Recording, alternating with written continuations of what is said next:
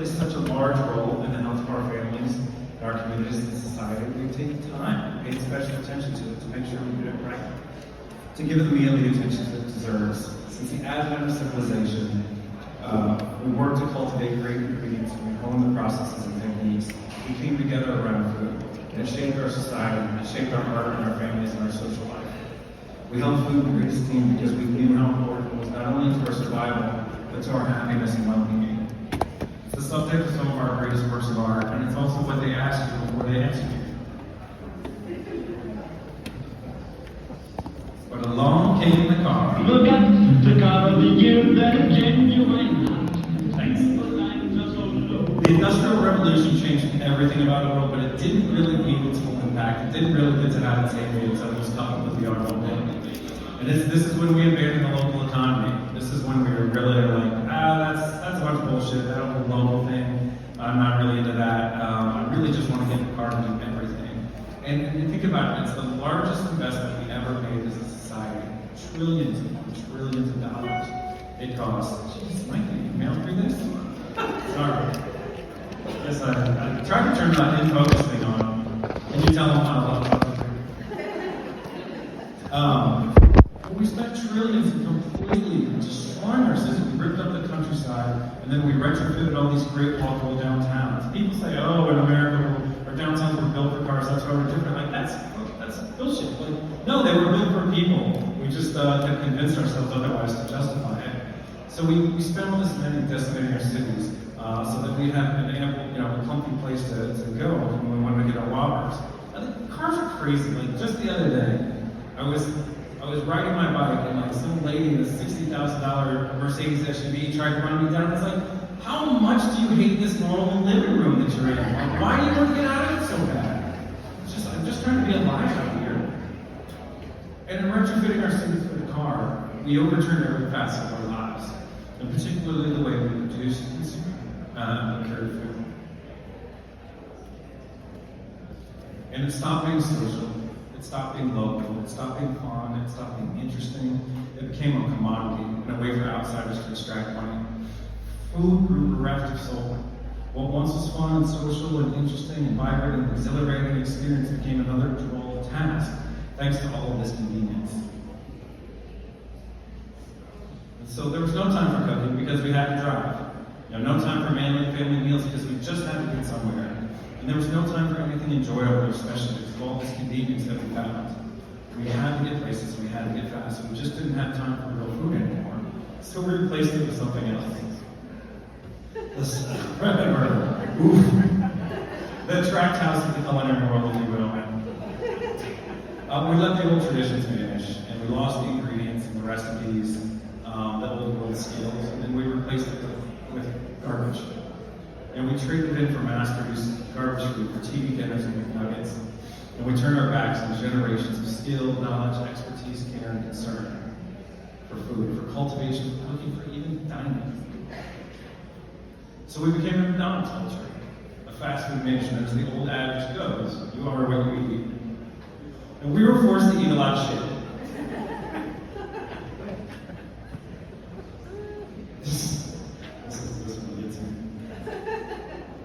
The sound's down on this one. It's broken. Oh, there you go. Like, I keep wondering who made this. It feels like one of those bad travel videos, but disgusting. Alright. We stopped treating food with any reverence, and it no longer mattered. It became a means to an end because it stopped being local. It had to be profitable. It means it had to be mass-produced, it had to be fast, it had to be cheap. Because if natural change show up, they're going to get us as much money as they possibly can out of town. It's kind of their MO. So we got fat, and we got sick, and we found out about obesity, and heart disease, and cholesterol, and diabetes, and on and on and on and on. Because when our diets changed, our bodies changed. We couldn't handle these ingredients, or we weren't used to them. We didn't evolve to get used to the meats that are treated like that, to make nuggets and all the garbage that we were eating. And so we really completely decimated our public health in the name of convenience.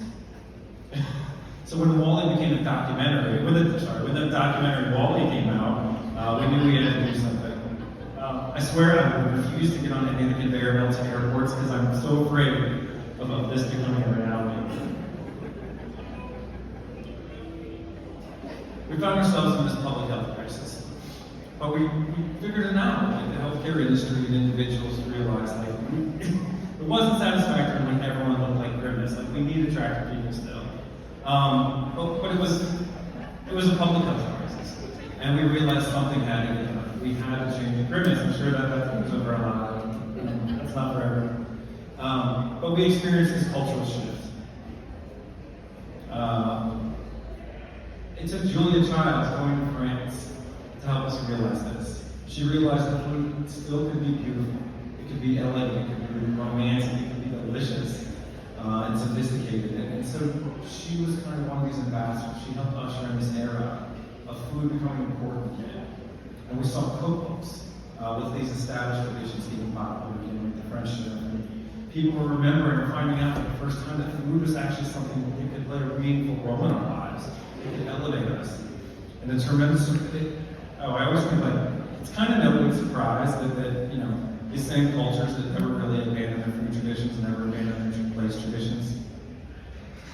We can get back to that. So we started to experience a renaissance. Network magazines, celebrity chefs, cooking competitions, food became something interesting and something for the average person to engage with. It became accessible to everyone, not just other chefs. Fascinating, dangerous, funny. There were no end to the ways that we could be entertained with food. But it stopped being so high-minded for sure. Food became sexy. Our food situation didn't just improve though because we shamed people for being fat or for eating shitty meals. It got better because people became envious. They wanted better. They wanted to eat at better restaurants. They wanted to have better ingredients. They wanted to shop at better places. And I think that's important that we have to remember. Shaming doesn't always work. And everybody got to know the game. You know, like when Snoop gets in, you know you're good. Because he went from crook to cook, y'all. Like, that's a big deal. It saved him. It certainly had its downside, like waiting behind this lady to get your kids ice cream while she snaps her rocky road. But for the most part, it's been really good. And incredible things happen. Like, this is one of my favorite stories. Sean Brock is a pretty famous Southern chef. Restaurant called Husky in Charleston, and you know, he would go to his grandmother and talk with her about some of these old ingredients and some of these old recipes. And she talked about Carolina gold rice, and then it was this, you know, it was a strain that I think was brought up from West Africa, and it was just a staple of meals 100 years ago, and it was nearly gone. Like, she was one of the only people that knew where it still existed, and he kind of brought it back from the brink of extinction. And how much that's happened, how many great things that weren't lost because of this. And so as food became culturally significant, the situation started to improve. Farming practices, labeling, organic ingredients, free range, locally sourced, sustainable. And our relationship with food improved with every facet. Certainly there's plenty to still fix, but like you think about how we've progressed in the last 20 to 30 years, and it's pretty incredible. And it's particularly how it's impacted the industry. Think about all the small businesses that have opened up because of this change. Like big business, big restaurants don't want to be in your downtown. There's just not enough parking. So it's opened up an opportunity for all these little restaurants, for these brewers, for cheesemongers, for little markets.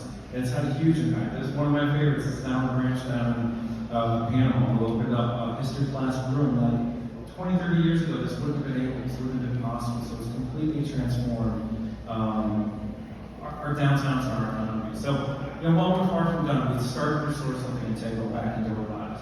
We're eating better again, healthier. We're enjoying some delicacies, simple things provided by Mother Nature. We're restoring our own physical health in the process. We're dining together again, putting money in local farmers' hands, putting money in local entrepreneurs' hands. The local economy is really thriving in so many places because of small business and because of the food movement. One of my favorite small business stories is, so there's the Bruntons Dairy out in my region, and they do the milkman, does door-to-door deliveries, and he's now affectionately known around the neighborhood as the milkman. So, leave that one there. Yeah, like if he comes to your house a lot, you have to start asking questions. Segue. Jane Jacobs is the Julia Child of place. And in her book, The Nature of Economy, she wrote something that just blew me away. The Nature of Economy, she talked about how animals don't just hunt all the time. We got jobs, let's go get more jobs, now we can get jobs. Like, do you want to sleep? Like, jobs! And it's like, well, she talked about animals don't just hunt all the time. When they're done hunting, when they're done eating, they tend to their habitat. A majority of their time is spent tending to their habitat, making sure their surroundings are nice, which is the thing that we forgot. Like, we need to start tending to our habitat again. It's not just about eating, it's about place. See? So like food, we have some time-honored traditions when it comes to place. Our cities were built with pride, usually locally sourced ingredients, treated with respect and care. The process was passed down through the generations. Time and skill were always integral parts of the building process because our ancestors understood how place would affect us. They understood that it shaped society. And our ancient ancestors built their cities to last because places made people feel important. And so they wanted to honor themselves, but also the residents of these places. There's this incredible, I don't know if it's a video or documentary I saw, but it was about the Medici. And so there's the most powerful family in Tuscany. And they were adamant, like if they were going to be a part of the Renaissance, if they were going to enlighten, if they were going to help, pull people out of the Dark Ages, their cities had to be spectacular. They had to be beautiful. They knew that you couldn't have an elevated and elegant, intelligent society in squalor. They knew that if they wanted people to be beautiful and enlightened, that they had to give them beauty. They had to give them these places. There was this, these streets aren't gorgeous by accident. And here's the other thing that they didn't really, or that I think they understood, is that if you make a city this gorgeous, if you make it this lovable, residents will pick up arms to defend it. They love, I wouldn't defend Lima with Girl Scouts came to town pissed off, even slightly angry. And so people would defend these cities with their lives because they were so beautiful. They had so much pride in them. So these cities were built with time-honored traditions, using beauty, density, durable. We incorporated adequate public space to allow us to lead better lives and facilitate community. It provided residents with places to gather and connect, places to experience pride and dignity, places that made us feel sophisticated and elevated. So as Winston Churchill alluded to, we shape our places and thereafter they shape us. And we had it really, really good. But then we figured out about this convenience economy.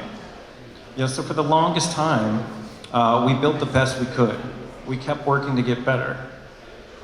Honing the techniques, making the processes better, passing them down. We strive to do better, but then we abandoned that. Because once we adopted the convenience economy, it had to be about profit. It had to be fast. It had to be mass produced, all right? There had to be money in it, and there's just not enough money in locals building. So we turned our backs on this beautiful thing and all the wisdom because we decided we'd try something better. We decided that life wasn't worth living if you couldn't get to sport clips. So when we ditched this local economy for the convenience economy, though, we experienced the same thing with food. We couldn't do local anymore. It had to come from outsiders. And as national firms have to make a profit, like I said, to come back to it, it has to be cheap, it has to be fast, it has to be mass produced. So we built a bunch of shit that made us sick. And so some of the ramifications, the social impacts. We are far less socially healthy than ever. There was a Time magazine, I think, declared it a loneliness crisis a few years back because we live in places that don't bring us together anymore, but pull us apart. Everyone has to have their own private park in their backyard. They have to have their own private swimming pool. They have to have their own private movie theater in their basement, their own private transportation system in their huge garage. We just don't share anything more, which is a really smart way to manage a society. And so we don't have as many friends, we don't have as many acquaintances, we don't have many people to trust or look after us, and we have fewer people that we can look after, which is all part of the human experience. We have shallower roots and weaker connections because of this. This one always gets me, these are blocks in San Francisco, and so those lines between the blocks that you see, those are footpaths. They trace the way people move between streets. And so you can see where there's very little, the fabric is very weak, that's where there's heavy traffic. As you move to the right, you see that that's where there's lower traffic and the fabric gets so much stronger. Like, community literally is a fabric. It's harder to pull apart the more you interact with one another. The harder it is for people to fall through. We're less fiscally healthy, as everyone has to loan at least on average, $10,000 car a year. SUV, it's up to $12,000. And we have to have this enormous garage to park that thing in. Like, we screwed up our cities. Now we have to spend every cent also. Like, not only are we poor in our own personal budgets, but our cities have to spend endless amounts of money to maintain and continue to build those streets. And let's not forget everyone's favorite topic on Main Street, parking. Because now we have to make sure that we can park not only in front of the business, but inside the business, hopefully inside the aisle where we want to park. Otherwise, downtown sucks. So these convenience places are certainly making us less healthy as well. Like, it's not that we don't want to walk, it's that we can't. It's that we've made it so dangerous to walk that no one's crazy enough to do it. We built places where it's not just inconvenient, it's scary. And we designed everyday walking out of our lives, and now we can't even fit our fat asses in our big fat trucks. And if I have to hear one more adult complain about kids not playing outside these days, like, you guys are the ones that built this prison, and you're frustrated that we're acting like prisoners. And here's the one, the shoe that I think is waiting to drop, is how a place affects our mental health. We figured out in the 70s and 80s that what we put in our mouths affects our physical health. And I think what we're realizing today is that what we put in our eyes affects our physical health. This is actually, I had a former coworker overdose, and I went to the funeral, and I was walking around this town afterwards, and I came to his Main Street. Like, this was Main Street. This was the heart of his community. And I got there, and I'm like, yep, that adds up. Any of us look at a street like that, and you think, oh, I bet addiction's high here. I bet crime's high here. I bet your mental health issues. Like, why? Like, are you making some sort of judgment call? Like, no, you're taking in the information. Like, these places depress people. Of course, like, any time that our surroundings change. But good example, my wife and I walked into a pretty hotel in Toronto a few weeks ago. And we're like, oh shit, like, feel good, I feel fancy now. Like, we didn't do anything different. But our surroundings changed our behavior, it changed our environment, it changed our emotions. Like, you don't think these surroundings change how people feel, how they think, how they behave? You don't think they affect emotion? Of course, depression and addiction are linked to these places. And here's a pretty good little clip to prove it. Research used animal studies, particularly laboratory rats. Rats would be placed in really small cages called Skinner boxes. A Skinner box is a box which is just about 3 times the size of a rat. The experiments involved putting rats in Skinner boxes with a needle which was implanted in their jugular vein, so that if the rats pressed a little lever on the wall, they would get a little surge of heroin in their bloodstream. Press the pedal, get a shot of heroin. Press the pedal, get another shot. And in some cases, they just kept pumping heroin into themselves to the point where they forgot to eat and would die. Beliefs about rat studies would find their way into PSAs and Hollywood films, and they would become part of our collective understanding of just how dangerous these drugs really were. These experiments seem to show that any creature, including even the lowly rat, if given access to heroin, would simply take lots and lots of it. But Bruce had another idea. What these experiments really show is that rats who are in solitary confinement will take lots of heroin. See, rats are very social animals. Rats don't normally spend their lives in harnesses with catheters shoved in their necks. They prefer playing with other rats, running around, doing rat stuff. To put a rat in a Skinner box is to make this very, very social creature live a life of solitary confinement. Bruce and his colleagues wondered if maybe these rats were taking so many drugs because they were living in such an unnatural environment. So he organized his own rat experiment, but with some important differences. Most notably, he built a much bigger enclosure for them. About half as big as my garage door, as a matter of fact. Bruce and his colleagues filled it with everything a rat could want: food, running wheels, and other rats to play with. He called it Rat Park. His team put a group of rats in the park and another group of rats in solitary cages. They made morphine freely available to both. The results were eye-opening. Given the choice between plain water and morphine, the Rat Park residents chose the water. It's not like the rats in Rat Park totally abstained from morphine, but You could say that they acted more or less like human recreational users of morphine. Bruce and his colleagues even tried an experiment where the rats in the cages were given nothing but morphine-laced water to drink for 57 days straight. In other words, we made sure they were good and addicted in terms of the conventional expectation that every one of those rats should have been addicted for the rest of his life. But when they were placed in Rat Park, those same addicted rats generally chose to drink the plain water and voluntarily went through withdrawal. People were shocked that the rats in Rat Park had so little interest in morphine. The Rat Park study suggested a much more complex picture of addiction than many people had suspected. Addiction wasn't simply a story of chemicals rewiring our brains or hijacking our reward centers. Other factors like environment, feeling of isolation or hopelessness, poor social bonds, and lack of control all likely play an important role in what leads to addiction. Mind blown. Just incredible. And like then it starts to add up. You start to realize like, yeah, that's why some of this is going on. That's why we're in this situation. And I think then about this idea of how our place shapes us. And so this was the Lima that my grandparents got to grow up in. They got to grow up in Rat Park. Their town couldn't help but foster pride and beauty and affection and roots and engagement and decency and civility. Like this was the stage in which they got to lead their lives. And it's a place I'd never get to visit. Like it was gone by the time I got there. And so what did they do for us? They built us a Skinner box. Like holy shit, they ripped it all down. They got rid of the Rat Park. They spent billions to get rid of this place that was incredible. So this is what shaped me and it shaped my generation. And if you don't think that that's affected people, like you're crazy. They took away everything that we're worth caring about and replaced it with garbage. Vinyl replicas owned by some out-of-town, faceless corporation. And so they gave us this, like this is why we're apathetic. This is why we aren't civil, why we don't care, why we stay inside and play video games and Netflix. Like, this is the problem. Like, there's just nothing that you can see in that photo that's worth anything, that's of value, that's worth caring about. There's no there. So it's the problem that needs fixed. So, in essence, what we need is a renaissance, like the food movement. And I think we know this. I mean, obviously you're all here and we understand that this is what we need to go through. We need to experience this. It makes me wonder if there's not maybe another issue. That we're having a tough time experiencing the place renaissance, like the food renaissance, because we've in essence put laws in the books to stop it.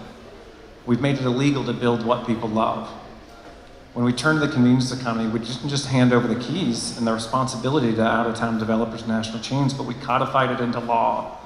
And so even if we were great at fostering local developers, it'd be very tough for them to do what's best. It would be tough for them to be productive. This is an image of the real estate development process I blindly grabbed off the web for a community. And so what you see here is like, it's not the architect or the developer that's shaping buildings. It's the code, it's the process. It's like everyone but the chef determines what's getting cooked. We let the process drive the outcomes instead of letting the desired outcomes dictate the process.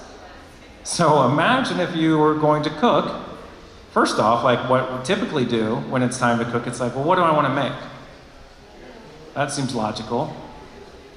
And then you're like, all right, well, okay, now I know what I want to make. I'm going to go get those ingredients. And then I'm going to look up a recipe. Well, when it comes to the built environment, first you have to meet with the municipal sauté committee. Then after 3 months, if they approve, you can go in front of the flavor review board. And if they see fit to approve you, you have to check out if it meets the 10-year calorie plan. And another 2 months, maybe you can go to the procuring ingredients from the pre-approved list. Like, we started with the process. It's no wonder that we get such bad outcomes. We're not starting with the vision. So it does remind me a little bit of something else that we do, another process relating to food, that no matter what you put in, you still get a turd. Like, that's most building departments, sadly. And then I think about, like, oh my God, how cool must it be to work in the Parisian building department? Like, does it look like this? Like, oui, not au revoir. Like, that's all. It's just like, can you bring me a 5-story white building? Yeah, I can do that. Like, cool, we're good. Carry on. And it works. Like, oh my God, like repeating that building 10,000 times seems to work. Focusing on form, looking at considering beauty. And like, this is why, because with this process is creating such bad outcomes, this is why there's so many people who identify as preservationists. Like, I am too. But sometimes it gets in the way, because like if we only had Arby's, people would really love the old recipes. And so we screwed up, because we can't build anything good anymore. And it's also why we have so many NIMBYs. Like if you want to build this type of housing in my backyard, like I'm not going to like it. Like I like pretty, I like nice, I want good density, I want gentle density, but we can't seem to build anything good anymore, and then we're surprised that no one seems to like it. Because when you focus just on the process, not the outcomes, all you can cook is McMuffins and all you can build is McMansions. So we have to start with a vision. We have to start with what we want to cook. We have to start, not like, you don't decide on what parameters there are for cooking, you decide on what you want to make. We have to decide what we want our cities to look like first. Like the other way around is insane, and we're seeing the terrible result. No one's enjoying it. Nobody on this planning commission is happy about their work. Certainly not the developers, certainly not city officials. It's just not working well for anybody involved. So we have to be explicit about our intended outcomes and work backwards from there. We have to consider the ingredients, the inputs, the materials that are available. What's the climate like? What are our weather conditions? What's our population? The demographics, all of that. And we should ask, what do people want? And then we need to engage the real estate development community in this process. They're not the city's adversaries, as they're so often painted, but the greatest ally. They're a select few that can turn these cities, this vision, into reality. And so they need to be at the table. They need to be a part of the process. These should be our celebrity chefs. I'm looking at you, John. Guy Fieri standing. And do we really need any more studies to sort this stuff out? Like, do we really need to ask people again what they want just so we can completely ignore them again? We literally have too many cooks in the kitchen when it comes to this. And we're giving everyone an opinion in the most important decisions in our cities. It's like the equivalent of asking somebody like, oh, what should I put in the menu? You've eaten, correct? Like maybe your racist aunt doesn't like fusion food. Maybe she shouldn't have a say in the menu. So let me help you with this. Oh, we paused. Shit. I gotta figure this process out. Was it a long time? Okay. People like pizza and beer. Like that's the secret. It's really easy. We don't have to make it all that complicated. People want walkable and pretty communities. They want friendly. They want places to gather. They want some fun. They want to feel connected. We know what people want because they tell us all the time. They tell us with their travel. They tell us with their wallets, so we can see it with real estate prices. We can see it with the photos they share online. Like we know what people want. And the other reason we really know is because we are people. Like if there's something that you like, it's probably pretty common. Probably other people like it. And just because there might be a handful of gluten-free people in the back of the room saying no, doesn't mean we can't build what most people want. Like what downtown doesn't have a beer, pizza, flowers, and a hardware shop? Like this stuff just isn't that subjective. We have to start building places that people love. Places where people feel inspired and where they can experience a sense of connection. Where they can be with other people and grow an attachment, maybe make friends, maybe fall in love even. Places that make people happy, that make them proud and make them feel sophisticated and dignified. Because these places are gonna be what helps restore our social health. They'll bring us closer together and make us feel connected, supported, and a part of something bigger. Like humans need people. We co-evolve to be with one another. Children who grow up without human touch don't even survive. That's how much we need people in our lives. We can't fully express our humanity if we're not with other people. So we need these places that bring us together. We need block parties. Pro tip, this is my wedding reception, $25 venue. Just help you if you're looking to save a few bucks. My city makes it really easy to do block parties. It's fantastic. And every time people have one, we grow closer together. Like those houses become more valuable, the rents go up, we love our roots grow deeper. But we need these places that are gonna restore our physical health as well, so that we can walk, so that we can ride a bike, so we can get regular exercise. Like we don't need to get in our car to get over to SoulCycle. We're meant to move around with our feet. And we need places that are gonna start to restore our mental health, that settle our minds, that make us feel safe and calm and protected. Surroundings that are of a human scale, where cars aren't waiting around every corner to mow us down, for having the gumption to use our feet. Places that make us feel pretty, places that make us feel nice. When do we need places that make us fiscally healthy? And I will just refer you to my book report on Chuck Maroon.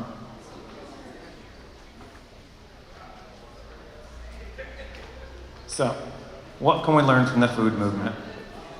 We have to be blunt sometimes. We're gonna have to be honest to stir things up. Like, we may need somebody like Gordon Ramsay to address your local planning board. 2, downtowns don't suffer from a lack of parking any more than the Pittsburgh Pirates suffer from a lack of seating and Applebee's suffers from a lack of tables.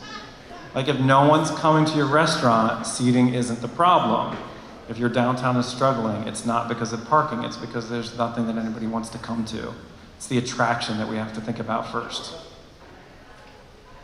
3, despite what the economic development industrial complex tells us, not every investment is a good one. Like, we've got to move on from that idea. It's like saying, oh, you're eating, that must be healthy. Like, most eating isn't that healthy. Some is. Most investments in a community aren't healthy. They're not making you better. Like, I could cover up my parquet floors with vinyl and say, yeah, I invested in my house. I invested in making it worse. Like Dollar Generals and these type of stores and Walmart, any of them. They're all an investment in making your community worse and helping somebody extract more. Like, say no to investment if it doesn't make your town prettier, more resilient, more self-reliant. 4, quality just takes time. It takes patience and skill. It takes quality inputs to get quality outputs. And when you couple quality and patience and skill, you inevitably realize great outcomes. You can't help but have a good meal or have a pretty place. This is true with your physical health, your relationships, your house, your yard, your cooking, and no doubt about it, your place. Like, these things just can't be rushed. There's no secrets to this, guys.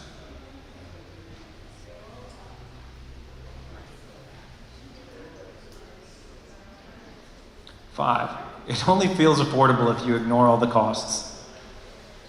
Cost to your local economy, the cost of decreased self-esteem, the cost of depressed, the cost of apathy, the cost of these disposable building materials and dealing with those, the environmental cost, the cost of lack of attachment, the cost of local ownership. Like, sure, it's cheap on the front end. Like, for the developer, everybody else covers the cost in the end. And finally, has anybody really ever had a happy meal in a place like this? Wait, I got that all wrong. Yes, I assume so. I assume probably, yes. Never mind. These are the places that root people to their community, that make people passionate, that make people want to stick around, that make people want to move to your town, show up to council and fight for what they believe in. And we also have to remember that we can't shame people into changing their behavior. We have to show them that there's a better option out there, a better alternative. So I think about this quote a lot. The perfect meal, or the best meals, occur in a context that frequently has very little to do with the food itself. Anybody know who said that?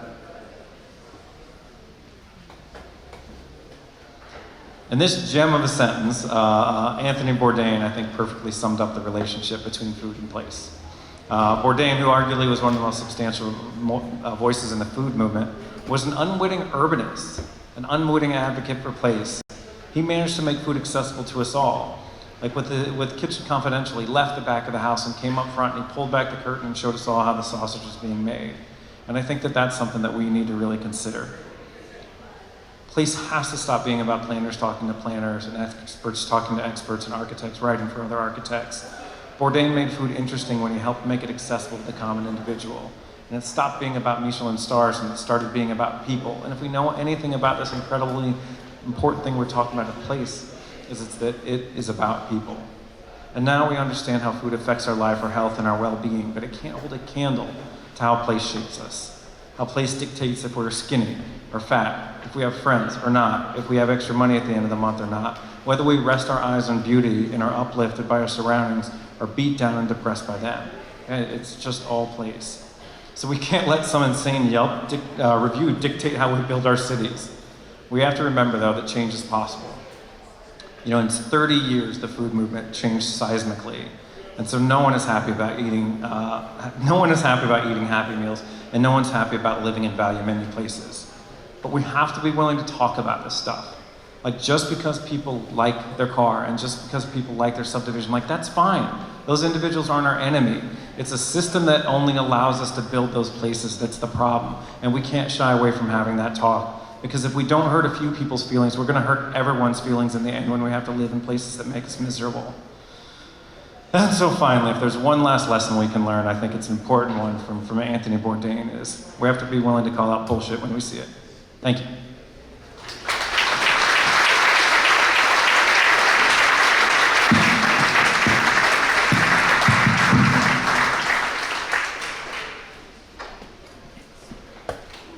Questions?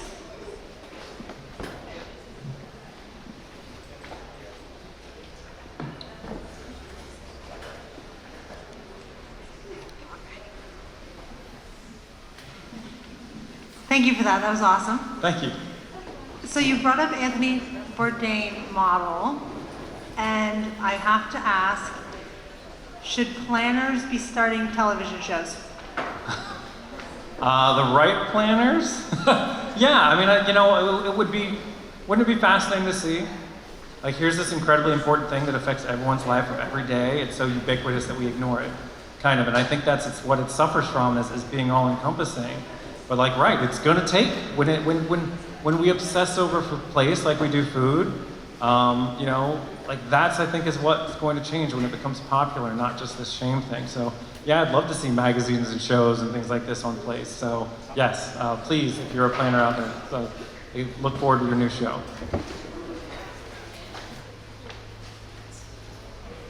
So something I've always wondered about, you know, I enjoy food and I've thought a lot about, like, okay, we made this transition to more industrial agriculture. And obviously there was a lot of bad things with that, and why did we do that? You know, there's a lot of motivators there. And I wonder, what do you see as being sort of the motivations to transition to a more car-dependent lifestyle? Like, you know, obviously it wasn't like everyone's like, yay, I want to like mess up my mind and you know, go into suburban hell here. Let's all move out into the country. Like, what are the motivators that you see people sort of falling in love with that make them want to live in an environment like that, that then drives this feeling that we have to make policy that reflects that? So I love the question, and boy, there are a lot of answers to that, but one that strikes me that I think I see a lot is that at some point, probably around the Reagan era, I think that the Wall Street economy became more important than the local economy. And so sometimes I wonder if economic development doesn't at times fall on the side of not the side of light, you know. Sometimes I worry about, well, certainly, like when we place the importance of the national economy over the local, we really do a disservice to the local economy. When we place, you know, national chains and national developers over the local, we get a bunch of bad product. We enrich shareholders at the expense of local. So I think that's one of the big things of driving it, is this idea that any investment's a good investment. It's like, no, it is not. We have to be more discerning. It's like, I'm not opposed to capitalism by any means. It seems to be, well, it can work really well. But even Adam Smith, the founder of the idea of capitalism, said it has to have regulations. It has to have some guardrails. And so I think at the national level, there's no guardrails, but it has to have some guardrails at the local level. Like we, as city officials and locals, like have to say, like, this is acceptable, that's not. And I think that very much is kind of how, you know, what happened with food and with place, is that we sort of allowed this any investment idea and economic development run rampant at the cost of our own well-being. And so now, like, a handful of Fortune 500 cities keep getting bigger, but all the small towns are dying in their wake because they're being drained of all their resources. So that's what I come back to, I guess, is on a local level, we have to do a much better job of saying, like, no, thank you. We can probably do that ourselves. So just as a quick follow-up, I think, you know, probably a lot of folks in this room have bought local food before. I certainly try to. I have people in my life who buy like exclusively local, and they're like total zealots about it. Like that's moving back downtown and rehabbing your old building. What do you see as the sort of equivalent of like, yeah, I still got like my Tyson chicken nuggets, but I have some local tomatoes that I'm putting in the salad, and I got some bread that I bought from the bakery down the street. What's the urbanism equivalent of buying your local tomatoes and bread every once in a while? I've been literally buying local. I mean, it's sort of the same. But like on an urban level, like the built environment. Oh, I mean, yeah, I think that, being able to, taking care of your yard, being a better neighbor, cleaning up your block, hosting block parties, having front porch parties. I mean, I think it's got to be the small stuff. It's really got to be incremental and organic. And I think that because if we look at it, the silver bullets never work. They never have. And we keep getting promised they will, and they never will. So it's going to be about doing small things. Like, yeah, if you improve your block 1% every day, by the end of the year, it's going to be transformed. And so, but I don't think we can use shame. I'm not a big fan of like, shop local, it's the right thing to do. Like, that doesn't work long term. What we need is to help people understand, like, it can be better. Having a healthy community is going to be this thing that transforms your life. So I think that I don't know, it's kind of a long and rambling answer that I don't know that's completely addressing your question, but the point I do come back to is like, you can't get in shape overnight, but you can make the decision to get in shape in an instant. Like, we're not going to transform our communities right away, but if we make them a little bit better every day, if we halt the decline, if we halt the neglect, and start to fix them up little by little, at least they're going to be getting better, and that's powerful. Yes?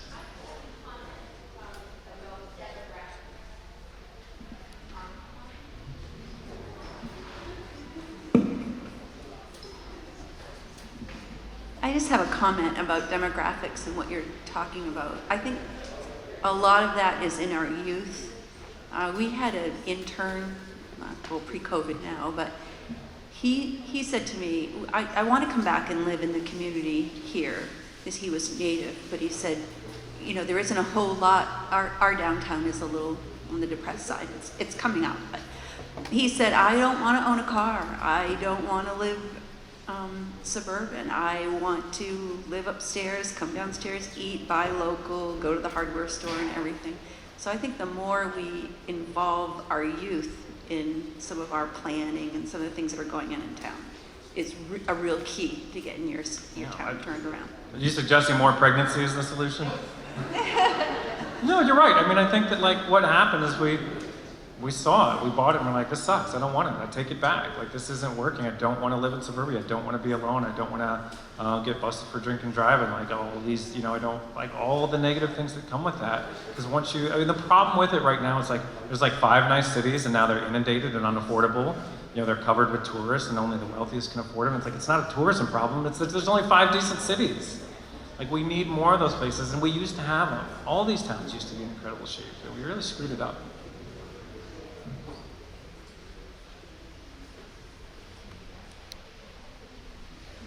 I think it's not just about involving youth or like having the idea of youth be part of this. Like, I work in rural education. I do a lot of work in rural places where we survey kids in high school and ask them if they want to stay in their communities, and a lot of them don't. They're just ready to go. They don't really feel any sense of place or sense of belonging. We've sort of forgot about them.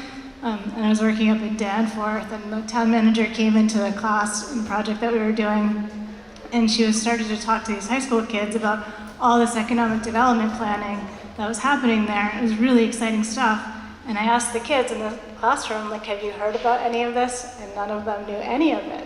And they, there's a sense of like, if there's something for me, I'll stay. If not, I'm leaving. It's a very passive thing. It's not active at all. Like, we're not saying, if you want something, you can build it, and here's how you do that. And I think we have to change our narratives with our young people and with ourselves about not waiting for other people to come and fix these things, but actually taking that active lead. So it's right, and that reminds me, it's like something, we're so bogged down in this period. I think it's this like, we're in this huge pendulum swing where we're still so scared of being Robert Moses again that we refuse to do anything. And I think we can say, like, actually, there's professionals that might know what to do. Maybe we don't need 100% consensus. And I know that's dangerous ground to tread on, but like, at some point, everybody's suffering because we're paralyzed and won't do shit. Like, We know what people like about cities. We know what makes a great place. We know what's great for kids. We know what's great for old people. Like at some point we can just start building it. And like we don't need the kids' input to know what they want and what they need. Like sometimes I think we could just do this and all of a sudden you'd have a bunch of we keep trying to win people over and will you come to the planning committee? Will you be a part of this? Will you show up? And it's I feel like we need to stop hoping that everybody is civic minded. You're the weirdos that are civic minded. All right? You're the ones that stand out. Most people aren't like you, and we have to stop hoping that we can convince everybody to be weirdo civic-minded people and just make it better for them anyway.